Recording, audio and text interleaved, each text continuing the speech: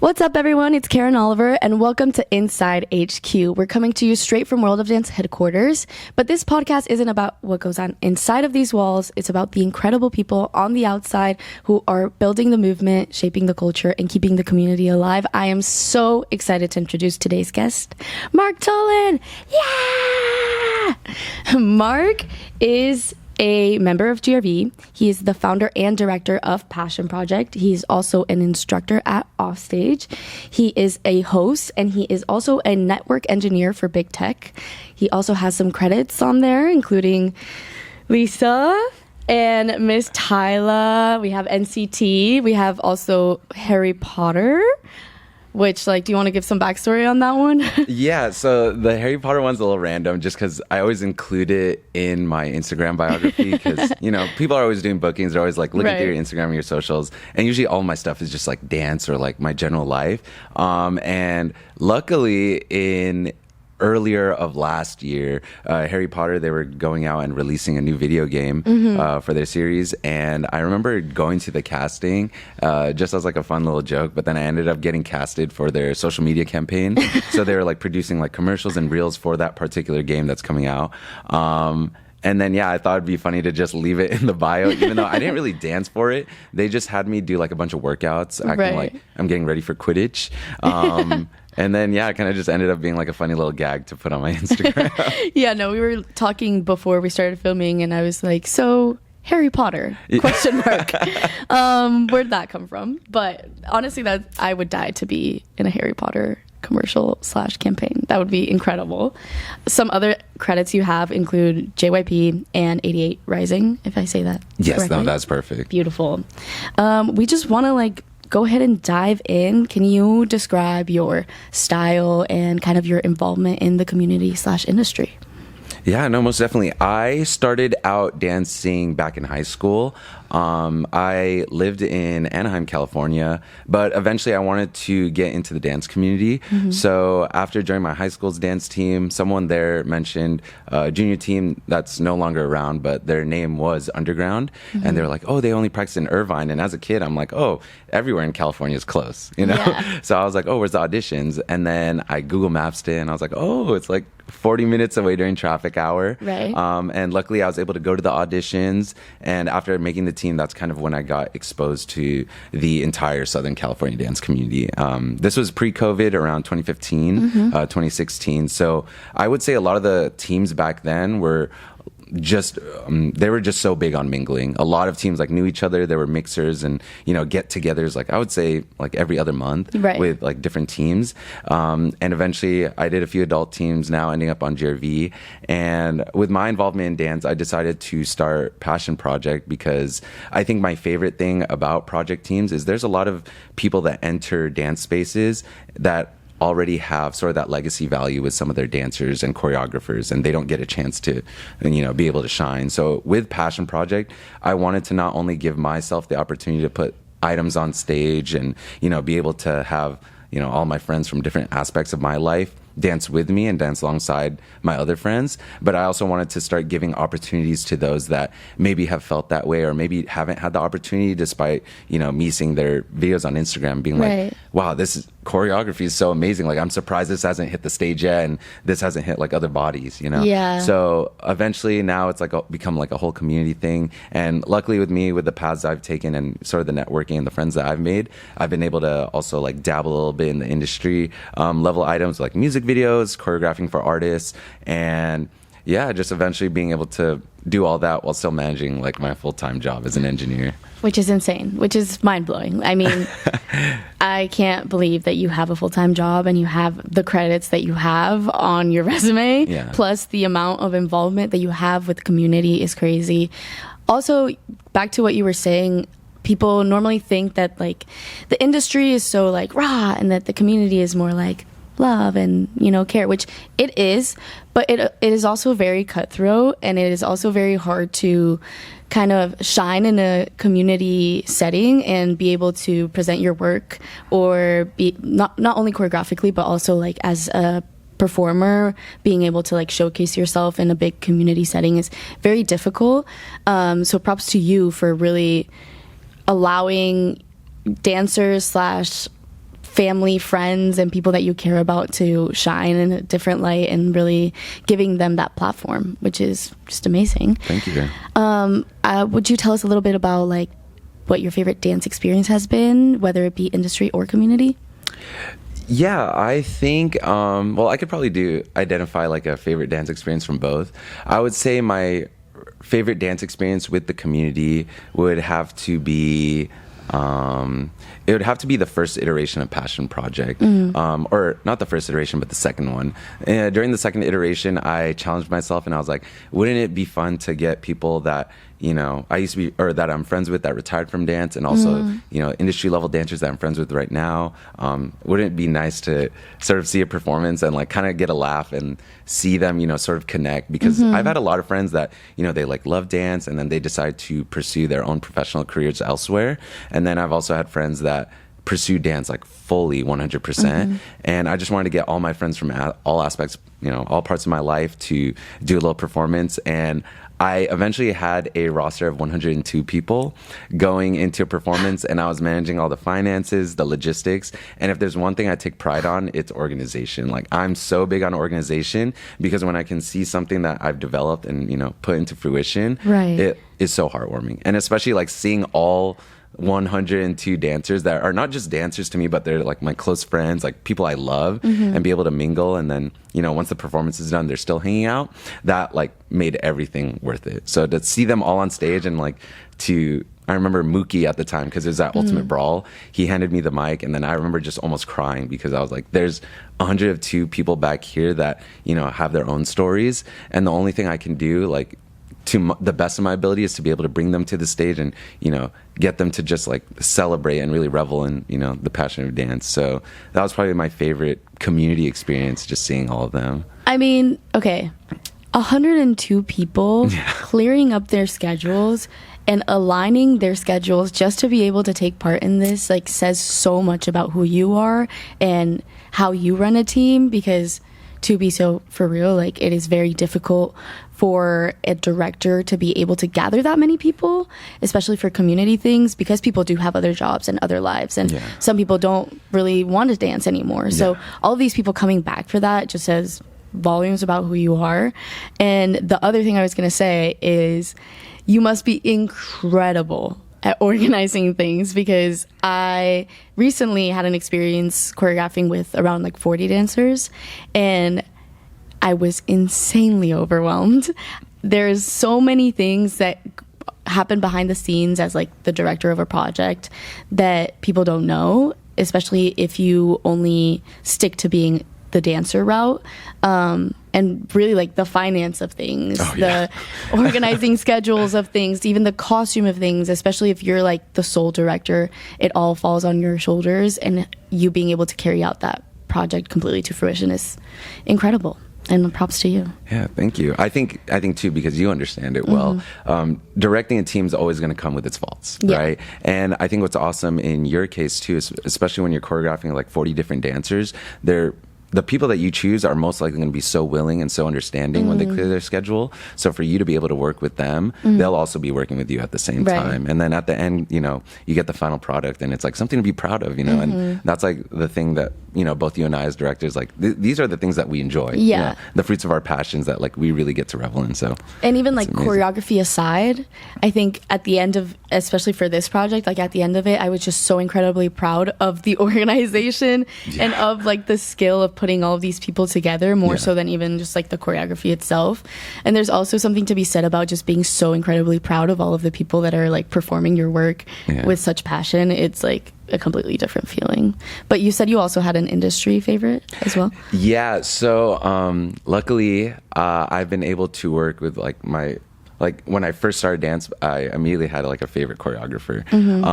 And you know, my favorite choreographer is Keone Madrid. And luckily this past Big year, fan. no, let me tell you. Huge fan. I'm like in love with his work, like his choreography, and then his organization, which luckily I've been able to experience firsthand. I've been able to do a few skeleton crews with him like these past few months because of my relationship with his manager, Cheyenne Kibble-White. Lovely woman. Cheyenne, if you're watching this, I love you, girl. We love you. I freaking love you. We love Cheyenne at World of Dance. You don't even know. Like, you don't even know. You don't even know. We love Cheyenne. She is our head judge for World of Dance. Yeah, I saw and that. Yeah. We also had Keone on for Summit last year. Yeah. So I got to work with both of them, and I was just like admiring from afar. I'm just like, wow, these people know what they're doing, A, and B, are one of the most like incredible human beings ever. Anyways, please keep going. No, I definitely agree. I think like my favorite thing to identify and see in the dance community is when people like know their stuff. Right. When people know their stuff, you know, your time's not getting wasted. You know, time is money. You know, everything's so valuable these days. I'm just trying to like get my things going. And yeah, aside from like the skeleton crews, like I was luckily able to partake in Space and Time, which was that dance film that he created. And I think he invited people from even outside the US. Like we had people from South Africa, people from Canada, and then just everywhere from the United States. And being able to just meet everyone and see how everyone's styles was so different when they were like attacking his choreography and being next to them, I was like, this is amazing. You know, this is the type of stuff that when I was a kid, I was like looking forward to being in the spot. And now that I'm here, I'm like, wow, life works in such mysterious ways, you know? Totally. It's always like the craziest routes that'll take you to the best of places. Like sometimes you really don't expect it, and then you just find yourself in the middle of like the most amazing masterpiece to ever exist. When you get to like this certain point in your life and this point where you are able to partake in both community and industry, you obviously develop your artistry as much as possible. How would you describe your artistry in 3 words? I would say my first word is definitely like convictional. The one thing I emphasize a lot in my beginner level classes at Offstage and even my advanced ones is there's a lot of choices I make where if I don't commit to it fully, it feels and looks very silly. But then if I like do it and I'm like, yeah, like I'm owning this one dance move, that's what I noticed when I choreograph, like gives me the most, I would say like beneficial like feelings like coming out of it. Like I'm like, yeah, like this is like amazing. Like no one else would choose this, or it's just like a really silly like item. Like for example, there was a set I made where like we put the worm in it. Like why not? Like the worm to like a beat drop or something. And the worm is such like a party move. You know, everyone's kind of like, oh, like it's like, the worm. You know, you kind of like do it, and then you're like, okay, let's go. You know, but next one. But when you see like a bunch of dancers like doing it, they're like really like committed to it. I think that like fully describes and like encapsulates like the way I kind of choose like my artistic expression is. It's very convictional. I remain like very steadfast with the options that I choose because I fully believe in the movement that I want to make. And I would say going into my second item, it'd probably be inclusive. One thing that I like most, and I've been able to exemplify it through Passion Project, is Passion Project isn't just like you see the name and then you're like Mark Tullen. The way I'm seeing it now, or the way I want people to see it, and the way that other people have begun seeing it, which I truly enjoy, is that when people see Passion Project, they think about the individuals, the choreographers that really put their work into it. Because I think now that I would go, I would say in the most like humble way possible, I'm in a place of success right now that I've been working really hard to get towards. My favorite thing to do now is to share my success with those people and, give those performance opportunities. So I really like including other friends that, have similar goals. Like, man, like I want to like hit the stage. As soon as I hear that, even if it's in passing, I write it down in my notes app. I'm like, okay, get this person on the next performance choreographing, And that's, obviously if they want to. But I always love being able to include as many people as I can to help push them towards their goals. So in terms of artistic vision, I like to be able to plan sets where it's not just my choreography, or sometimes there's my choreography is not even in it at all. And to be able to like bring people in and then feel good about putting their work on stage because this is, it's personal to them. They've worked so hard to like get into it.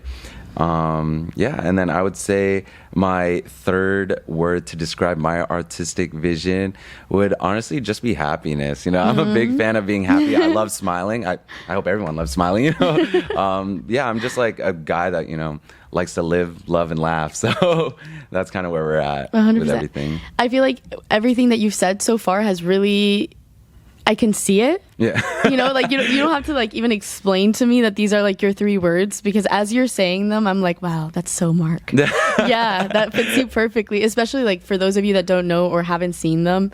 Your class videos from offstage are amazing. There's so much dance content that comes out nowadays, and it's nonstop, and people's attention spans are like minimal. But every single time I see a Mark Tolen class video, I am gonna stop and watch the whole thing. And let me tell you why.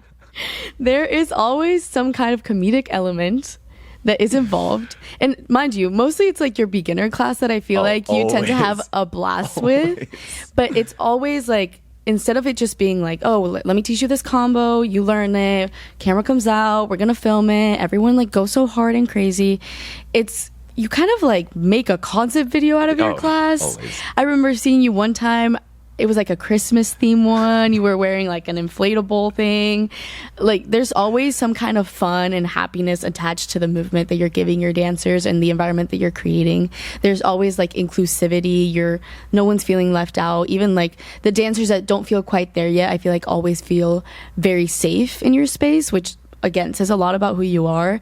And even the description of like passion project as a whole, I for one had no idea that you were the founder and director of passion project for like an entire year since I joined the community. I had no idea, and I remember just going to competitions or events or anything community related, and anyone that I talked to was like, oh, you're performing with this person today, and I'm like, and you're obviously performing with passion project. And everyone and their mothers is performing with passion project, and I literally eventually was like, who started this? Who did this thing? Because I need to know. And then eventually someone was like, oh, it's Mark, and I was like, what?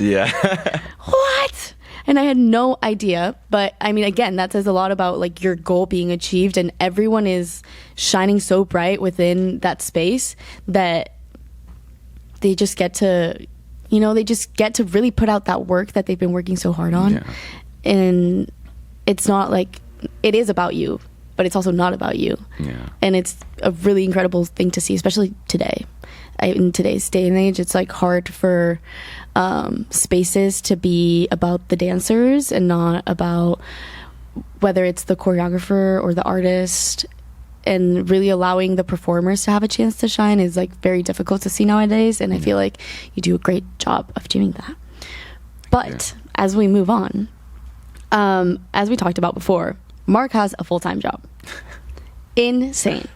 A full-time job. Can you tell us a little bit about how you balance your commitment with your job, with the industry, and with the community, and doing everything?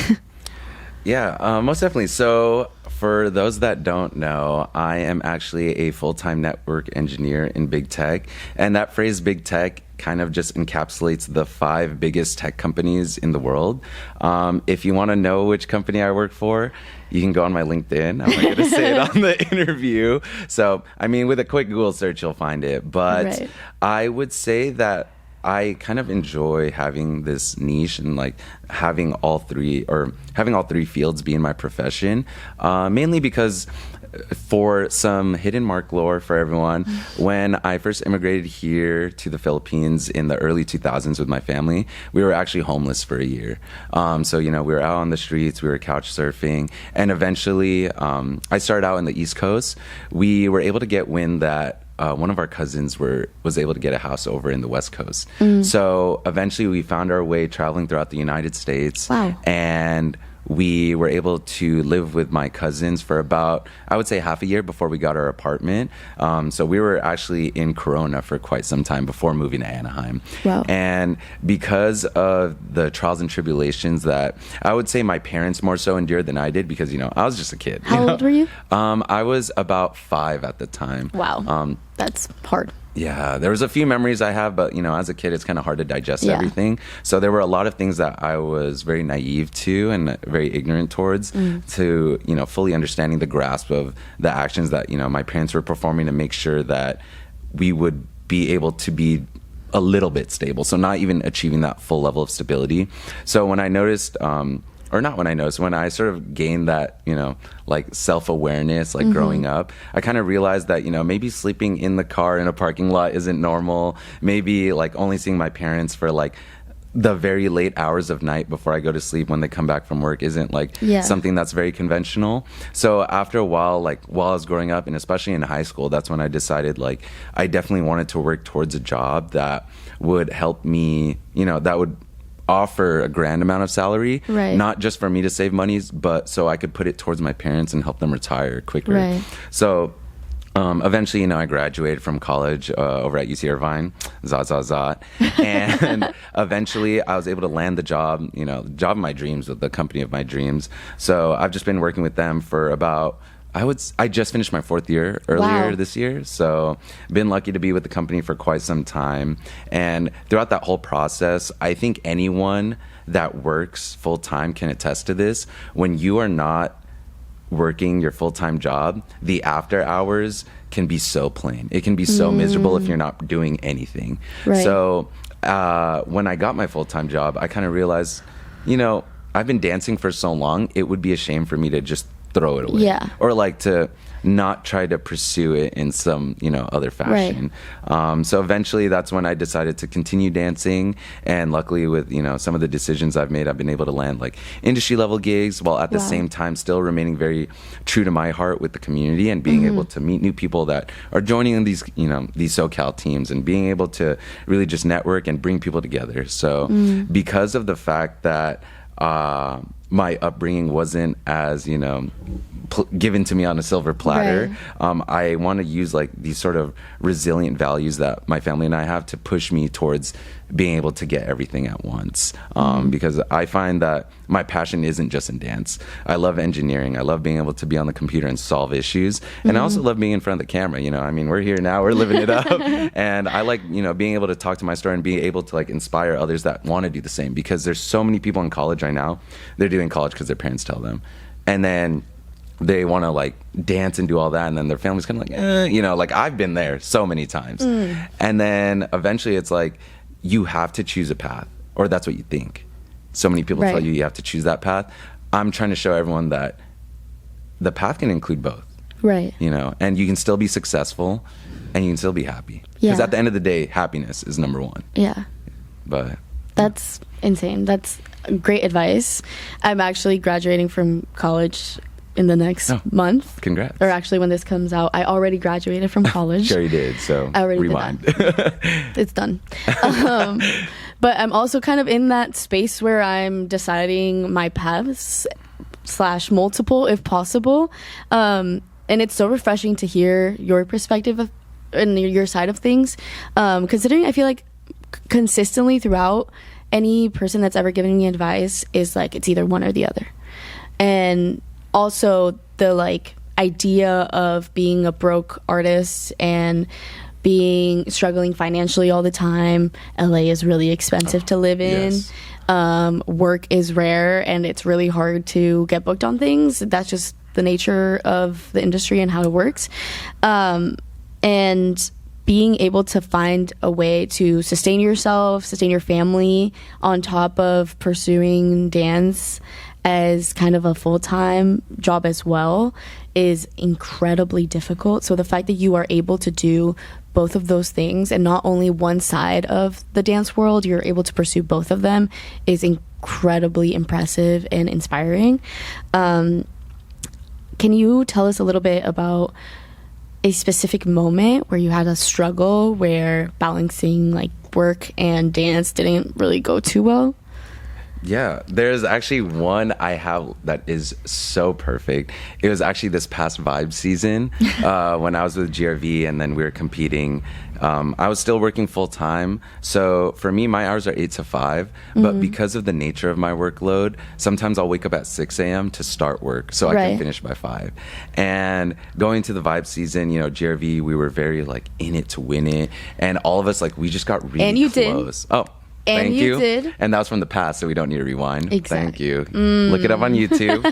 But we were like super in it to win it. So none of the rehearsals felt bad itself. Like, you know, sometimes we'd stay out into the AMs, but at the end of the night, you know, we'd all be like, oh, like, see you later, everyone. You know, all this felt good at the time. But boom, as soon as I hit my car, I would be like, oh my goodness, in about 4 hours or in about 3 hours. One time it was like about 2 hours because there was like a friend that had a flat tire, and then like a lot of us were worried. I was like, I'm gonna have to wake up and go to work, and no one at work is gonna know what I just did last night for about like 8 to 12 hours. Wow. Just like full of dancing. So I remember during that time, eventually Vibe happened, and then, we're all celebrating. I sort of did a reassessment to see like, oh my gosh, like how far am I willing to take dance before it feels like I'm going to burn out? Yeah. But luckily I was able to sort of have like a reset week where I kind of just aligned my goals in like all fields. So I had my engineering goals, my dance goals, my life goals, family, et cetera, et cetera. And that's when I kind of realized struggling is part of the growth. Yeah. Right. There's nothing easy in life that, you could just grab off the trees and then be like, okay, like I'm here now. Yeah. I made $1 million.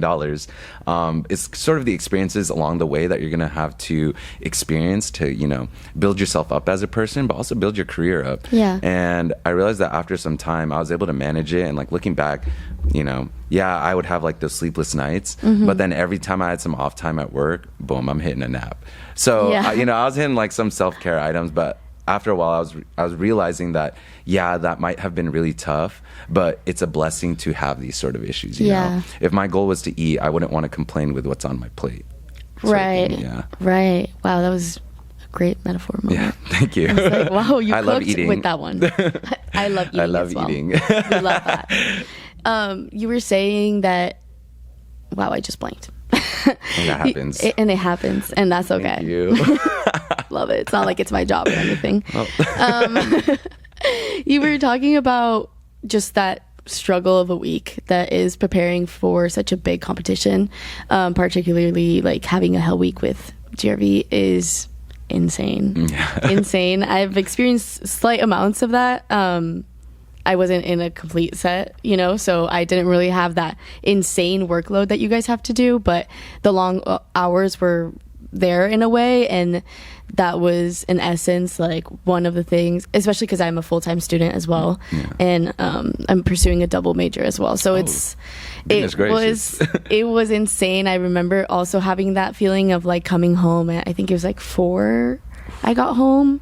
It wasn't terrible comparatively to other situations you guys have been in. It's still bad. It's so bad. And I just remember saying over and over again, I have ballet at 9 a.m. Just like in bed. I was just like driving home and I was like, I have ballet at 9 a.m. I have ballet at 9 a.m. You think I went to ballet at 9 a.m.?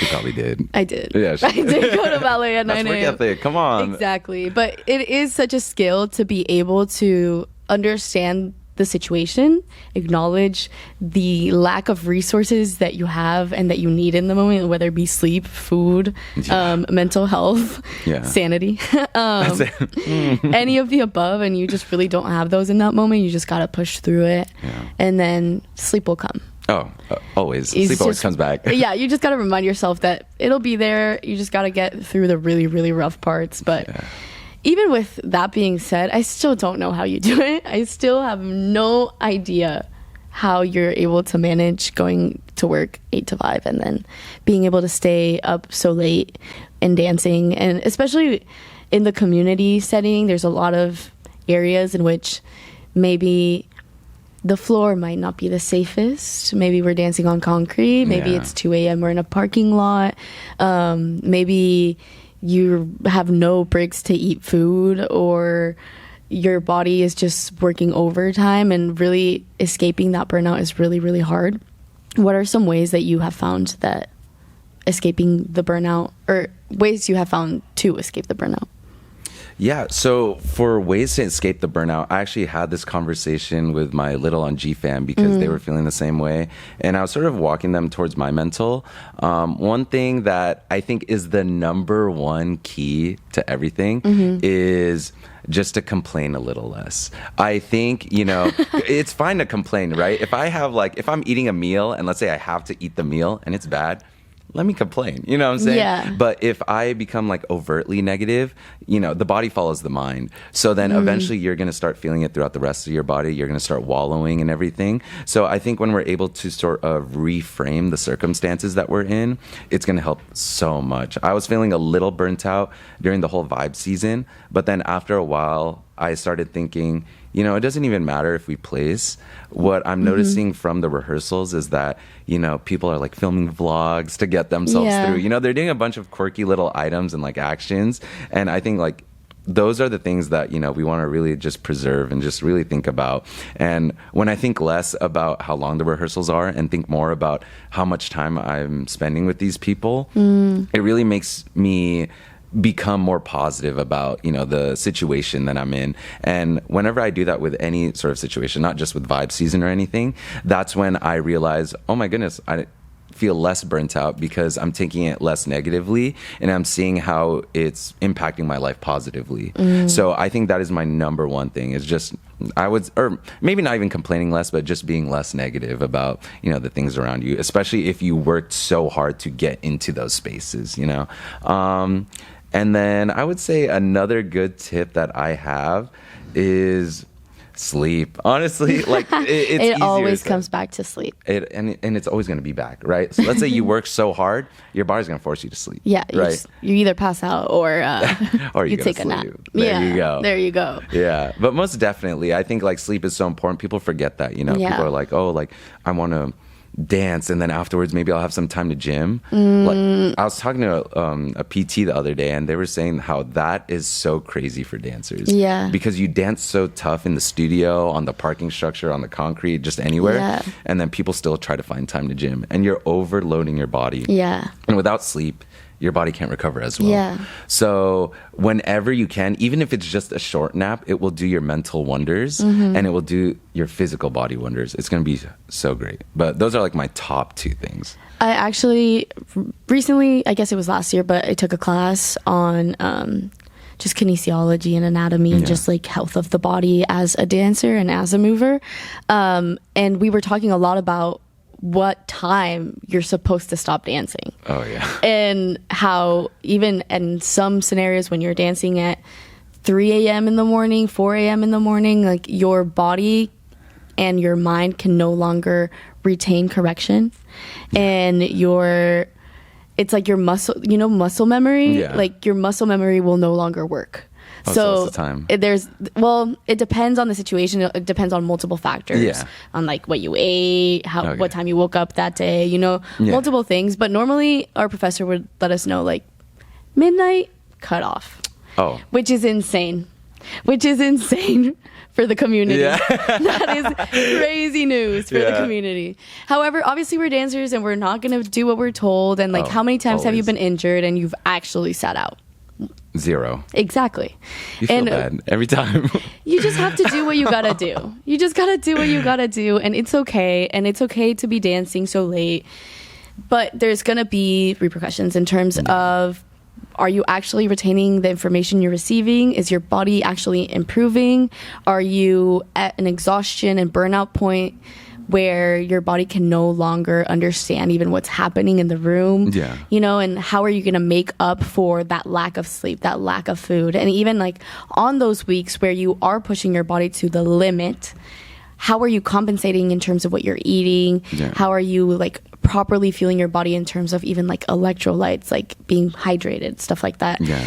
It's a lot of things that people, especially in the community, don't think about. Yeah. And even sometimes I feel like it tends to be a little more of like a trend where you see all of your friends doing it, so you do it as well, but the like lack of sleep and the lack of like proper nutrition is something that will affect you and you won't see it immediately. Yeah. But a couple years down the line, it's gonna hit. Yeah. And then, you know, your body is your instrument, so you just gotta be really careful with that. But yeah, the sleep. Yeah. Big on the sleep. No, I'm gonna say it right now.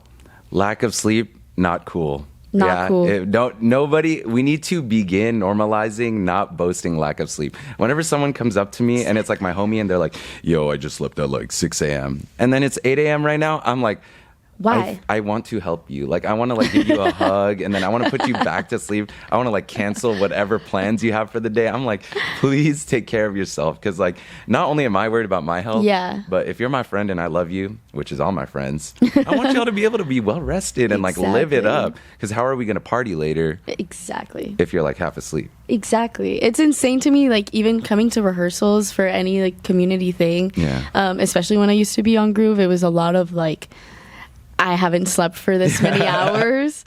And as I'm like coming from school and I'm like, how are you functioning? They're like, oh, I have work after this. I'm like, how are you? And there are people that function on little sleep. You functioning on little to no sleep does not mean that it is good for you. Yeah. Just because you can do it doesn't mean that you should, you know?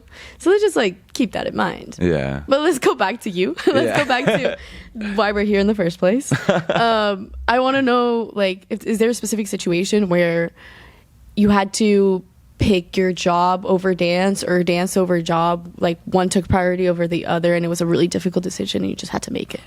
Yeah. When I am balancing both my full-time job as an engineer and then basically my full-time job as a professional dancer too, the main tactic or strategy that I've been using is I've been saving all my PTO. All my PTO goes to like gigs. So let's say there's a gig where it's like, oh, we're going to need you this whole like Thursday. That's where all my PTO goes. So vacations I don't really take where I'm not like dancing or working. If I'm gonna go to like another state and have that as my vacation, I'm always working. Yeah. Just because I don't have the unlimited PTO where I'm gonna be like, oh, I'm gonna go here and here and here, or maybe I'm gonna dance here.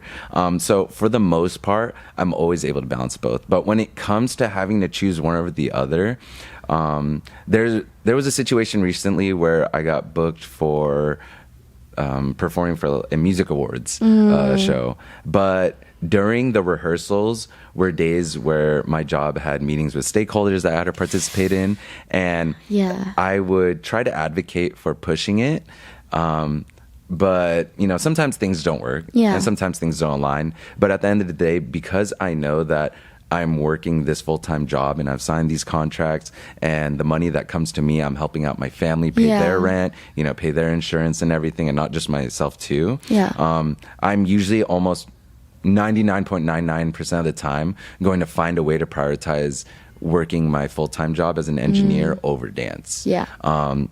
So the way I see dance right now to prevent burnout is it's become my passion. So I don't want it to feel like I'm mandated to go to these jobs, and if I don't make it, then I'm a failure.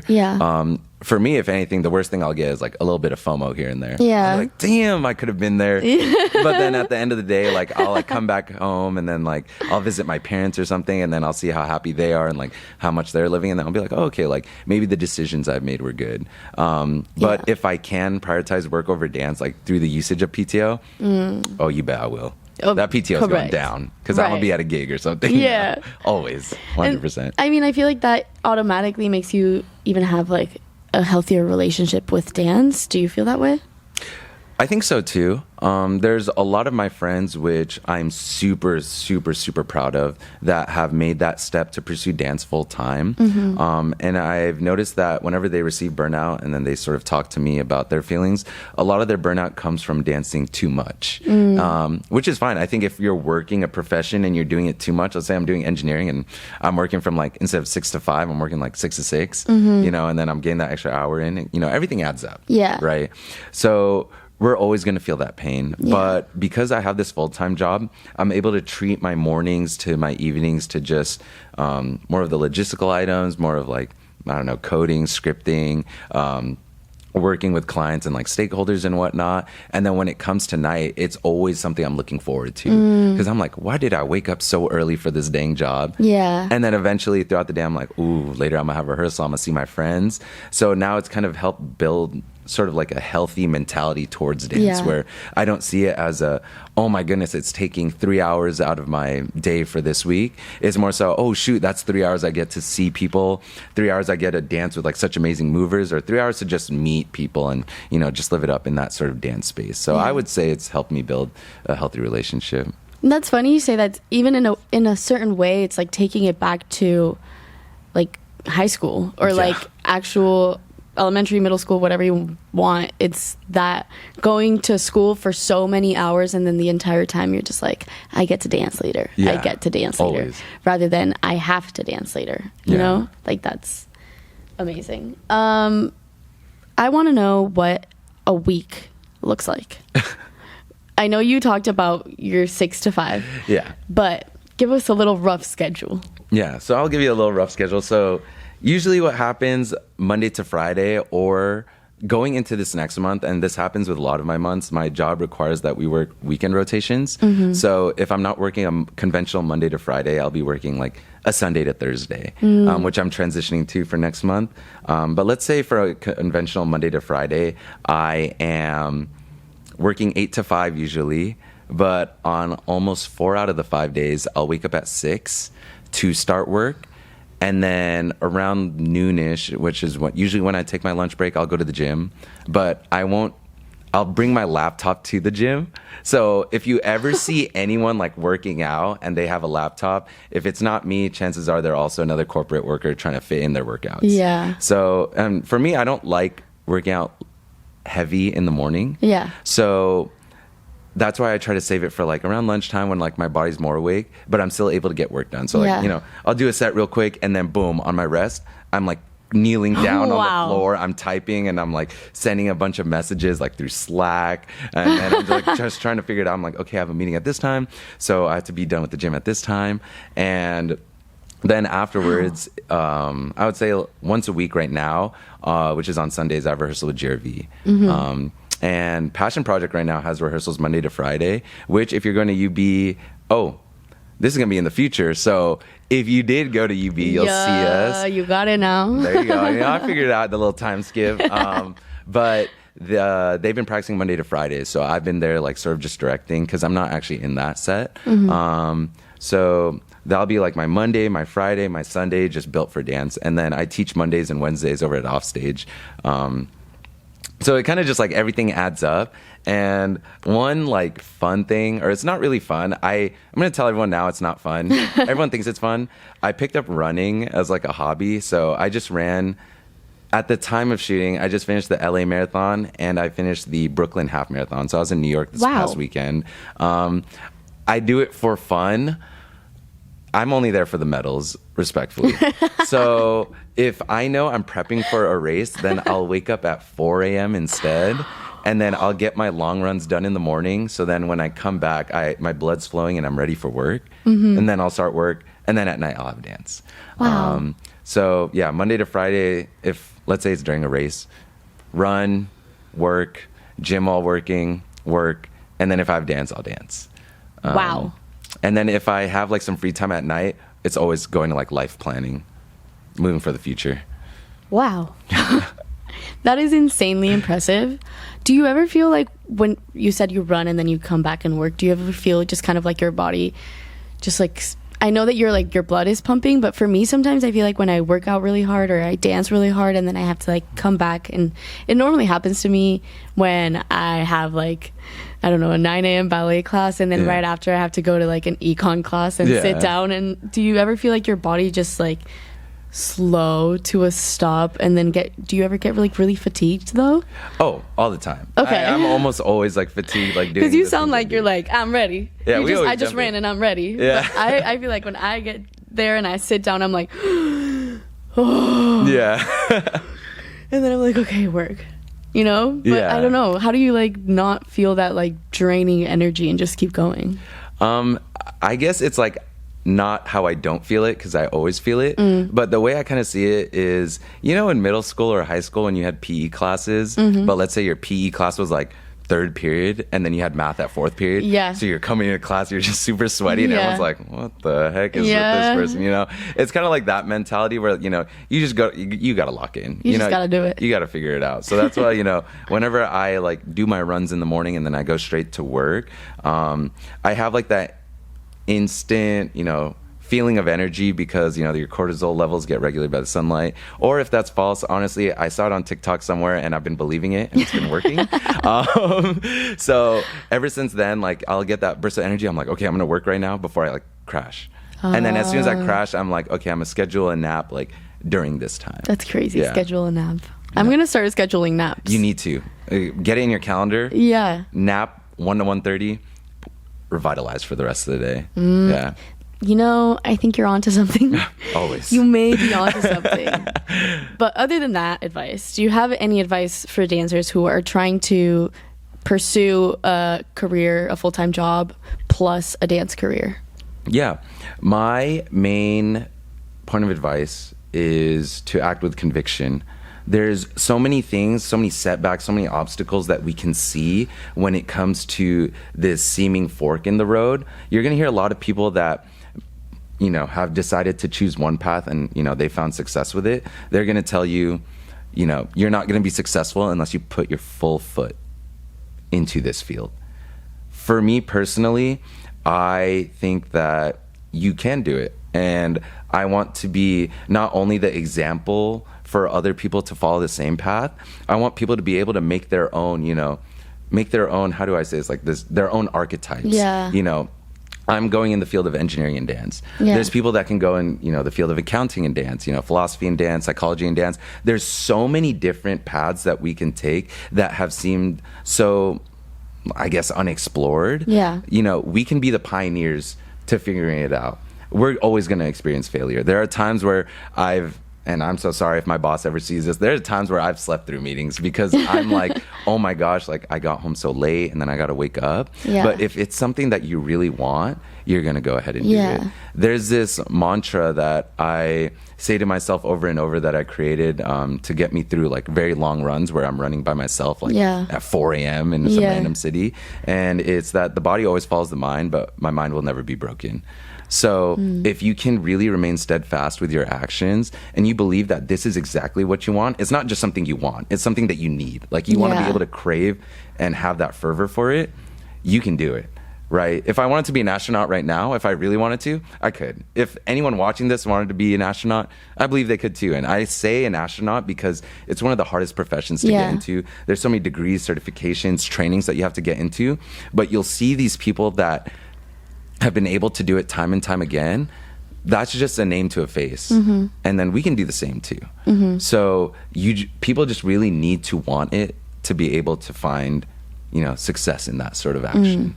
And I believe everyone can do it. Circumstances or not, heck, like prime example, I used to be homeless and now I'm, you know, working a job at, you know, one of the biggest companies in the world while managing dance. This is like something I take pride in. Yeah, you absolutely, know? as you should. Yeah, and I think everyone should be able to do the same too. Everyone has so many different stories, so many different backgrounds. It shouldn't unmotivate us from trying when our skill ceiling is so much higher than what we think it is. It's almost like through the roof. Always, always, always. And I believe in every single person I've met, every single person I'm friends with, I'm always trying to push. I'm like, you want to do this? Go do this. Yeah. Because there's so much motion in our mind where we're like, we want to do this, but we don't do it. Without action, the motion goes flat. So always push for both motion and action. Always. You have been dropping advice like crazy. You're dropping bars tonight. Like, it is insane.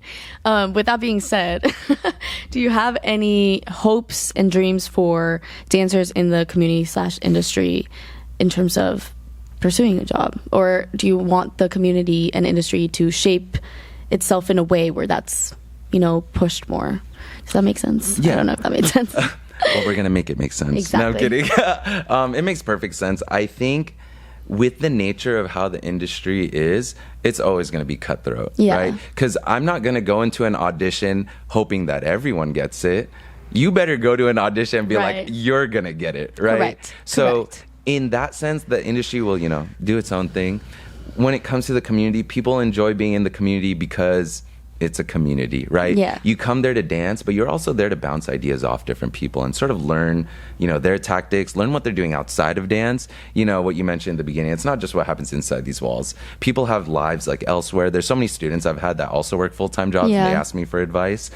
The way that the community and the industry should work is how they're working right now. Honestly, I feel like, you know, it's hard to connect both, but it is hard to connect both because the goals are so different. Both. You don't, you know, I don't go into the community and I'm like, I'm about to drop this banger music video with an artist. You know, I go into the community, I'm like, hey, like I'm here to see my friends. And you know, in the industry, they're there to see their people.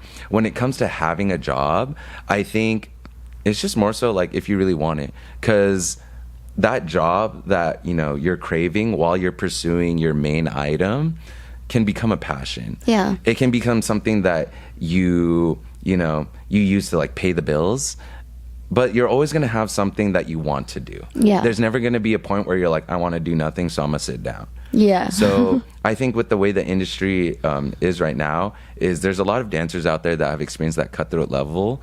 The only thing I can do is try to encourage folks, especially my friends, because, you know, I care about my friends, is to make sure that that sort of, you know, ideology doesn't translate when they're in those community spaces. Yeah. Because as a community dancer, when I first started out, before I started landing, you know, certain gigs in both dance but entertainment as a whole, I would definitely get scared when, you know, someone walked into the room and I'm like, oh my goodness, they have this amount of followers and then they just did this big gig with someone. And I don't want to be terrified of people that I know worked hard to get there. Yeah. You know, I want to be able to like see someone and be like, oh my gosh, this is amazing. I'm so proud of them. I want to be able to like go up to them and not feel scared and be able to like get advice from them to be able to like do these things. So I guess it's just more so keeping those open arms when they need to be. And once we can promote that, then we can start, you know, or we can start encouraging people to be able to pursue different paths, right? Yeah. I don't have just, you know, one ticket and I'm like, okay, I have to go down here. I want to be able to feel like I have many tickets and have many options and be able to go through many directions. Yeah. But yeah, once we were able to promote that sort of open-mindedness and that community, even with the industry, like we can be able to like bounce opportunities off one another and like thoughts too. Speaking of opportunities, this is my favorite part of the podcast. Let's manifest for you.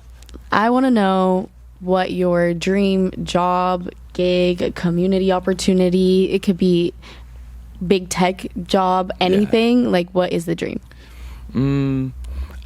So starting off with the manifestations, I think right now with my job, this is actually like the dream that I've been working for since I was a kid. You know, it's a company, you know, we all use its services. Yeah. And I was like, dang, like, I don't want to work for that company. Yeah. And to be here now and to be able to balance, you know, both life, dance, and work, I'm in such a good spot with that right now. Maybe if I like, for, you know, obviously shooting for the stars, I'd love to, you know, like get a raise and then be able to still pursue all the things that I want to do. Because obviously, you know, like money comes around, but it'd be nice to have more money so, you know, I could treat like my friends out, my family out, and, you know, just like live it up, live life. You know, it's all about making experiences. Yeah. When it comes to a job, I would love to dance with my favorite artist, which is actually Lil Nas X or Lil Uzi Vert. Those are like my top two artists right now, like that I've been listening to nonstop. Okay. I love their music, and then I actually been to like their performances, and I've been like, wow. This is amazing. Like even just from an audience perspective, like I feel the energy coming from the dancers. I'm like, this is amazing, right? And I guess for like my last thing is I have a restriction since I did immigrate here from the Philippines, so I can't travel outside of the country, unfortunately. And yeah, and it sucks because like I've had 4 opportunities in the past 2 years where I've been offered to, you know, get flown out and teach, but I haven't been able to take them. And I think one thing that I'd love to do is, because like I have to keep my goals like within the US, like I'd love to teach for like some major dance camps, or not even just for dance, but like offer advice. Because I think these days, like the youth or people that are growing and they're finding their new goals and their new passions, they need some sort of guidance to help make it feel like they have to cut everything down to feel like they're pursuing the right path. You know, there's no need to burn bridges, you know, if we're all just going to be on the same side. You know, like no one's here to be like, I cannot believe you did both at once, you know? Like the people in your life that love you and they're genuinely there for you, they're going to be like, yeah, like I'm happy you did this way, you know? So I'd love to like share my knowledge and my experience and all my trials and tribulations to, you know, the rest of the world if I can, to help them feel like they're not alone, because there's so many people like from our community that have been here like since pre-COVID that are now aging into you know, numbers where they have to feel like, or they feel like they have to choose.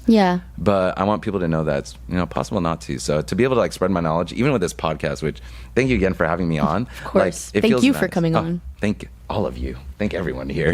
But it's always nice to like be able to like spread my knowledge, and then obviously like just teach in like every state in the US. You know? And eventually like when I get married and then, you know, I'm able to travel, which I pray for everyone. I pray everyone can travel because traveling's so fun. I'll be there. I'm going to be there in another country, and I'll be sharing with y'all too. But that's the goal. Same. That's the goal. We're hoping and praying. And that's all we're going to say about that. I mean, I really hope all of these things happen for you. I can see your growth just recently more so, but it's like exponential. It is insane. You are rapidly growing, not only in the community, but also you're getting all these insane industry opportunities, and you're able to do all of that while being financially stable for yourself and for your family, which is incredibly impressive. And again, thank you for coming on and sharing that with the community and anyone watching. That's the whole point of this podcast. That's why we started it. We want to, you know, bring awareness to things that happen in the dance world that people don't talk about often, and being able to kind of provide a space for a little bit more of advice. Hearing from people that have actually been through it and came out on the other side, not only did it but also did it successfully, is essential for many people. And I know that I wouldn't be on the path that I'm on right now if I hadn't gotten advice from many others, and being just able to provide an accessible point for people to come to and get that advice is what we're trying to do. But go ahead and look into the camera, tell the people what you're up to, what's coming up, anything new you want to promote for yourself. I'm trying to think, just because there's like a little bit of a time skip when this episode releases, but let's say it hasn't, and then they were like, you know what, we're releasing this video today or something, and it just happens to be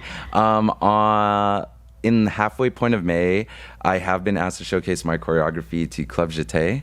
So if anyone's in the West Hollywood area, I'll be there showcasing a set with some of my lovely friends that are such amazing dancers. If you see them dance with my choreography, you should see them dance their own choreography. They are such amazing people. So I have that coming up right now. This Sunday, Ultimate Brawl is going to already happen, but there's a dance competition called Ultimate Brawl. Watch the videos. Oh, if you're not at Jeté and if you're not at Ultimate Brawl, then you got to go watch the videos. There you go. We got homework to do. Exactly. But there's this, so Passion Project's going to be showcasing at Ultimate Brawl, and this is very much like a big step for me, because my big thing is empowering and uplifting people that, you know, need those opportunities to really shine, or like maybe they wanted to showcase their own work. So going into this one, we have an all femme, no men cast. So it's inclusive of all women and genderqueer folks that I've been friends with that are such wonderful dancers. That's why personally I'm not in the set. I just handled the logistics and gave the performance opportunity. So they'll be over there at UB. So if you're there, or if you were there, hopefully you got to say hi to some folks and that you enjoyed the performance that they're going to put out. I have that, and then teaching in the Bay soon at the end of May. And then afterwards, honestly, the rest of the months, it's just scattered everywhere. So we're just going to be lollygagging, living, laughing, and loving. And yeah, just a bit of a kerfuffled schedule, but we'll be there. But you're an instructor at Offstage, right? Yes. So if people want to go find you, want to go take your class, let them know.